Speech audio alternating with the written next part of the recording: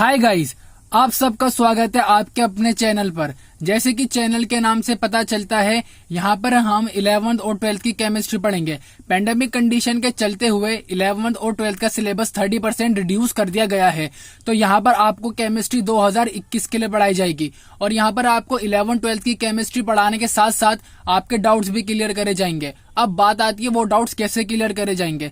तो गाइज मैं आपको इसी वीडियो में एक ईमेल आईडी दूंगा जहां पर आप अपने क्वेश्चंस मुझे सेंड करिएगा। उनके सॉल्यूशन बनाकर मैं इसी चैनल पर अपलोड करूंगा। गाइज ये मेरा आपसे वादा है और मेरे इस चैनल पर वीडियोस रोज आएंगी, तो जितना हो सके शेयर करिए ताकि आपके दोस्त भी फायदा उठा सके इस बात का। और मेरे चैनल को सब्सक्राइब कर लीजिए, बेल आइकन को प्रेस कर लीजिए ताकि मेरी वीडियो की नोटिफिकेशन सबसे पहले आपको मिले।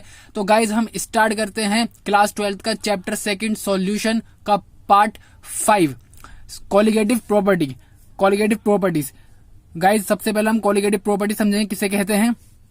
Those properties of solution which depend on the number of solute particles but not upon their nature are called colligative properties। Guys colligative property उसे कहते हैं किसी भी सॉल्यूशन की ऐसी प्रॉपर्टी जो क्वांटिटी ऑफ सॉल्यूट पार्टिकल पे डिपेंड करे। सॉल्यूट का कितना अमाउंट है उस पर डिपेंड करे, कितनी मात्रा में सॉल्यूट प्रेजेंट है उस पर डिपेंड करे, उसको बोलते हैं कोलिगेटिव प्रॉपर्टी, ना कि नेचर ऑफ सॉल्यूट पे डिपेंड करे। ओके गाइस, मैं एक बार और बोलता हूं, कोलिगेटिव प्रॉपर्टी किसी भी सॉल्यूशन की ऐसी प्रॉपर्टी होती है जो क्वांटिटी ऑफ सॉल्यूट पार्टिकल पे डिपेंड करे, ना कि नेचर ऑफ सॉल्यूट पार्टिकल पे। ओके गाइस, और ये 4 तरीके की होती हैं। First, relative lowering of vapour pressure of the solvent. Second, elevation of boiling point of the solvent. Third, depression of freezing point of the solvent. Fourth, osmotic pressure of the solution. Guys हम इन चारों colligative property को एक एक करके पढ़ेंगे और हम इस वीडियो में 2 पढ़ेंगे। स्टार्टिंग की फर्स्ट रिलेटिव लोअरिंग वाली and second elevation of boiling point. Guys अब पढ़ते हैं first colligative property, that is relative lowering of vapour pressure. तो गाइज इसको पढ़ाने से पहले कुछ समझाना चाहूंगा आपको, जो कि है ये। गाइज देखिए यहाँ पर 2 कंटेनर है, फर्स्ट और सेकंड। गाइज फर्स्ट कंटेनर के अंदर सिर्फ हमारा वोलेटाइल सॉल्वेंट है। गाइज वोलेटाइल हम किसे कहते हैं, जो इवोपरेट होता है। और गाइज यहाँ पर आप देख सकते हैं कि इसके सरफेस पे सिर्फ वोलेटाइल सॉल्वेंट प्रेजेंट होंगे, तो ये ज्यादा मात्रा में इवोपरेट होंगे और ज्यादा मात्रा में वेपर फेस के अंदर पार्टिकल होंगे।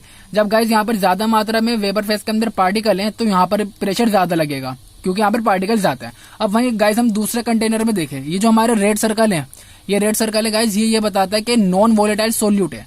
नॉन वोलेटाइल का मतलब क्या होता है, जो इवोपरेट नहीं होते। गाइज ये इवोपरेट नहीं होंगे, ये वेपर फेस के अंदर नहीं जाएंगे। बट गाइज यहाँ पर एक बात नोट करने की और है, इन्होंने सरफेस को घेर लिया। पहले के मुकाबले सरफेस पर अब वोलेटाइल सोल्वेंट की मात्रा कम है। जब वोलेटाइल सोल्वेंट की मात्रा कम है पहले के मुकाबले, तो यहाँ पर वेपर फेस के अंदर भी पार्टिकल कम जाएंगे। जब पार्टिकल कम जाएंगे तो यहाँ पर वेपर प्रेशर भी पहले के मुकाबले कम लगेगा। तो गाइज यहाँ पर आप देख सकते हैं पहले प्रेशर ज्यादा लग रहा था। क्यों? क्योंकि यहाँ पर वेपर फेस के अंदर ज्यादा पार्टिकल प्रेजेंट थे। अब इसके अंदर कम प्रेशर लग रहा है। क्यों गाइज? क्योंकि यहाँ पर वेपर फेस के अंदर कम पार्टिकल प्रेजेंट है due to the presence of non volatile solute particles. Okay guys, तो आप ये देखिए, अब the addition of a non-volatile solute to a volatile solvent decreases the escaping tendency of the solvent molecules from the surface of solution as some of the surface area is occupied by non-volatile solute particles. According to Raoult's law, the relative lowering of vapor pressure is equal to mole fraction of solute. Okay guys, जैसे कि मैंने आपको बताया था कि non volatile solute आ जाएंगे surface पर, जिसकी वजह से वोलेटाइल सॉल्वेंट की मात्रा कम हो जाएगी। जब मात्रा कम हो जाएगी तो वहां पर पहले के मुकाबले प्रेशर कम लगेगा, तभी यहाँ पर relative lowering of vapour pressure है। और गाइस पहले आपको मैंने राउल्ट्स लॉ पढ़ाया है, तो अकॉर्डिंग टू राउल्ट्स लॉ आप देख सकते हैं कि relative lowering of vapour pressure जो होता है वो किसके इक्वल होता है, मोल फ्रैक्शन ऑफ सॉल्यूट। और सॉल्यूट को गाइस हम बी से रिप्रेजेंट करते हैं, NB upon Na plus NB। अब यहाँ पर देखते हैं guys, relative lowering of vapour pressure है तो इसका फॉर्मूला क्या होता है, P0A minus P upon P0A is equals to XB। और इसको हम क्या लिख सकते हैं, NB upon Na plus NB। अगर गाइज मान लीजिए हमारा सॉल्यूशन जो है वो डाइल्यूट है, फॉर अ डाइल्यूट सॉल्यूशन, इसका मतलब यहाँ पर NB के जो B के जो मॉलिक्यूल है वो बहुत बहुत बहुत कम है A के मुकाबले। डाइल्यूट का मतलब गाइज ये होता है कि उसके अंदर हमने सॉल्वेंट बहुत ज्यादा डाल दिया। जब गाइज हमने सॉल्वेंट बहुत ज्यादा डाल दिया तो सॉल्यूट की मात्रा कम हो जाएगी, तो हम नीचे वाले में NB को नेग्लेक्ट कर सकते हैं, जैसे कि NB upon Na। Okay guys, neglect कर सकते हैं। तो यहाँ पर P0A minus P upon P0A N B upon N है। और गाइज यहाँ पर एन किसके बराबर होता है, given mass upon molecular mass. Given mass को डब्ल्यू से रिप्रेजेंट करें, मोलिकुलर मास को एम से। और गाइज हमारा फॉर्मूला आ गया। गाइज यहाँ पर पी नोट ए का मतलब क्या होता है, pure vapour pressure of solvent. P nought A का मतलब pure vapour pressure of solvent, P का मतलब vapour pressure of solution. Okay guys, अब हम करते हैं क्वेश्चन जो कि एग्जाम्पल 2.6 है। ओके गाइज, पहले क्वेश्चन को सॉल्व करने का तरीका क्या होता है, क्वेश्चन के अंदर जो गिवन है वो लिखो और उसके बाद जो फाइंड करना है उससे रिलेटेड फॉर्मूला आप अपने माइंड में सोचो या फिर रफ में लिखो। जैसे कि क्वेश्चन पढ़ते गाइज हम, the vapour pressure of pure benzene at a certain temperature is इतना, a non-volatile non-electrolyte solid weighing 0.5 gram when added to 39 gram of benzene, molecular mass benzene कितना है, vapor pressure of the solution then is 0.845 bar. What is the molar mass of the solid substance? Guys यहाँ पे देखने वाली बात ये है, आप देखिए यहाँ पर हमें वेपर प्रेशर किस किस का दे रखा है, प्योर बेंजीन का वेपर प्रेशर 0.85 है। ओके गाइज, और हमें वेपर प्रेशर दे रखा है सॉल्यूशन का, तो गाइज हमें पी नॉट ए पी दे रखा है हमें। ओके गाइज, ये दो चीजें गिवन है। अब बात करते हैं यहाँ पर बी हमारे क्या होता है गाइज, बी हमारा होता है सॉल्यूट।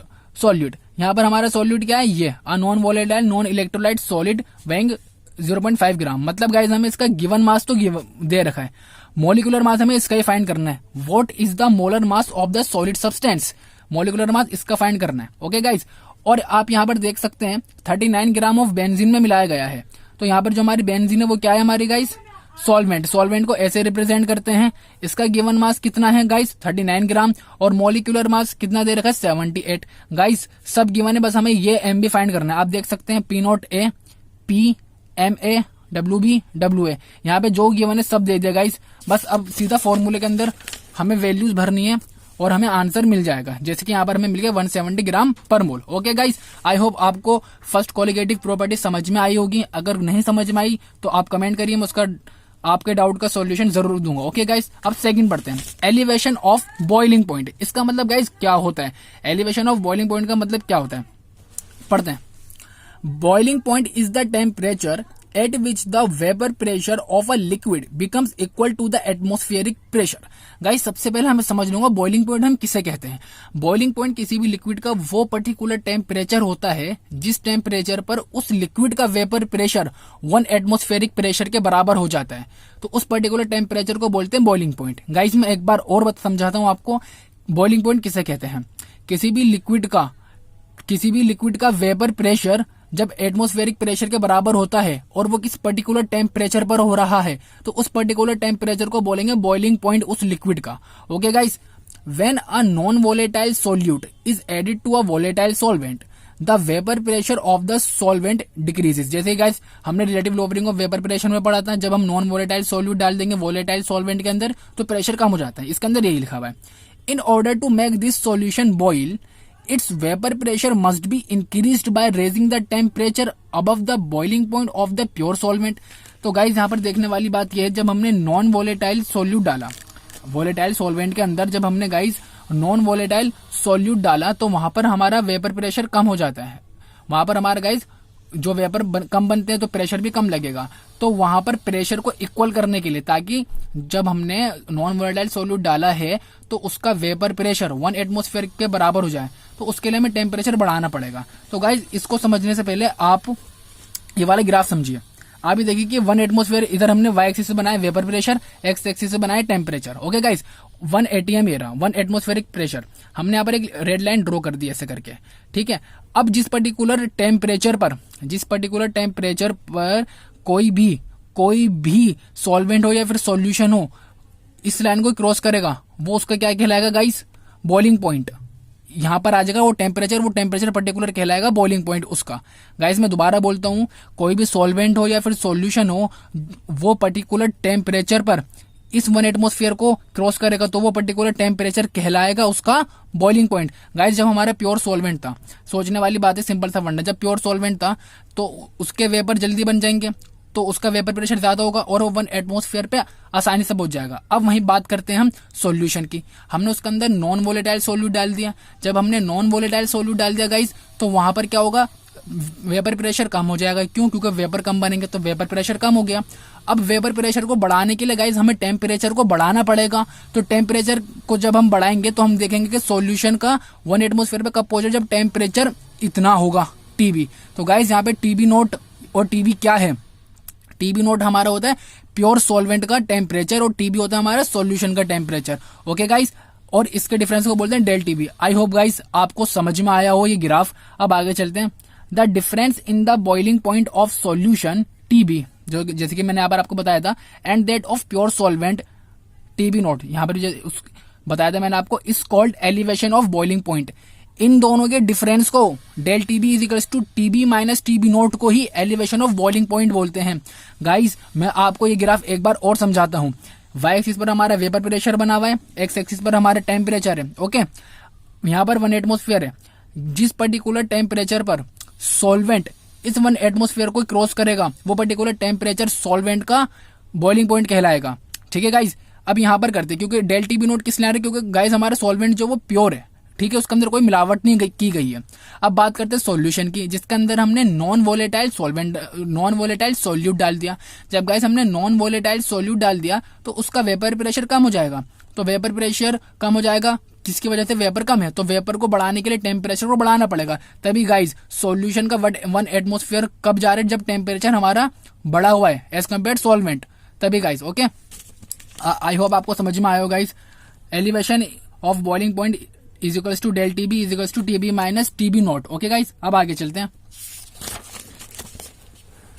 ये देखिए, it has been found that the elevation of boiling point is directly proportional to the molar concentration of the solute in the solution. जो हमारा एलिवेशन ऑफ बॉइलिंग पॉइंट होता है वो डायरेक्टली प्रोपोर्शनल होता है molar concentration of the solute, या फिर molality of solute बोल सकते हैं गाइस।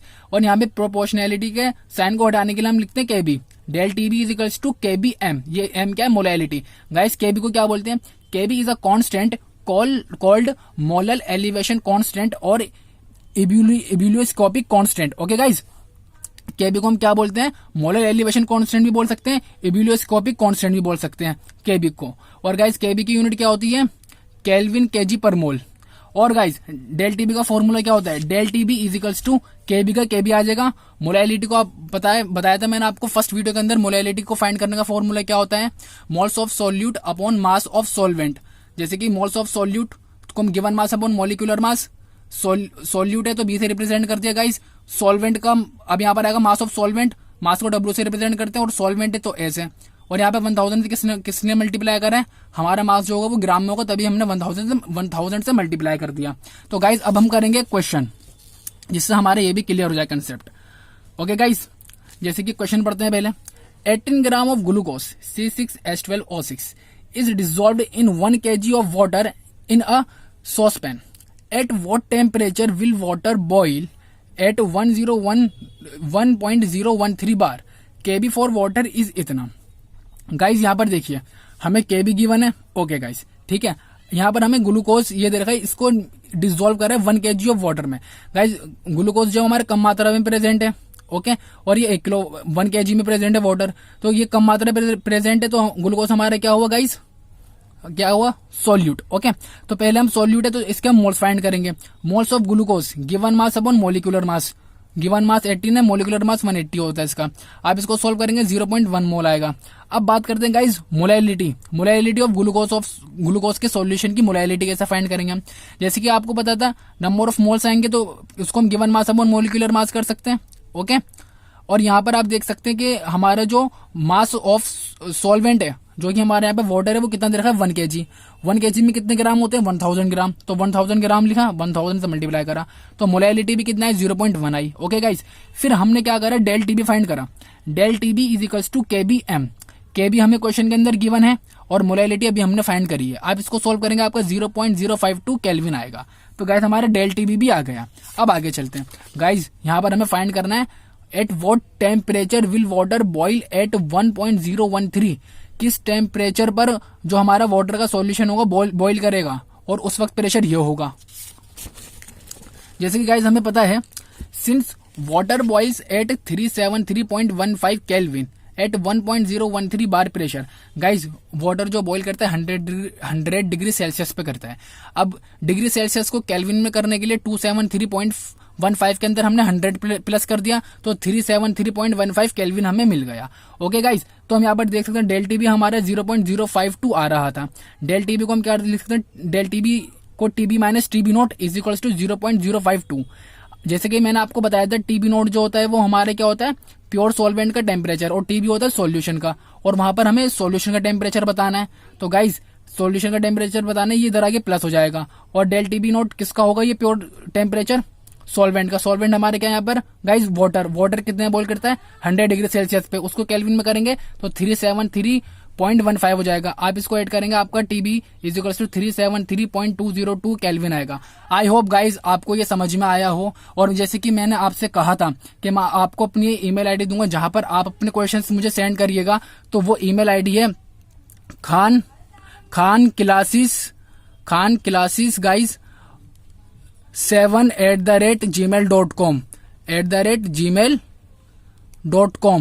गाइज। गैप बिल्कुल नहीं है, सब स्मॉल में लिखा हुआ है। तो जितना हो सके आप डाउट सेंड करिए मुझे, उनका सॉल्यूशन बनाकर मैं इसी चैनल पर अपलोड करूंगा गाइज।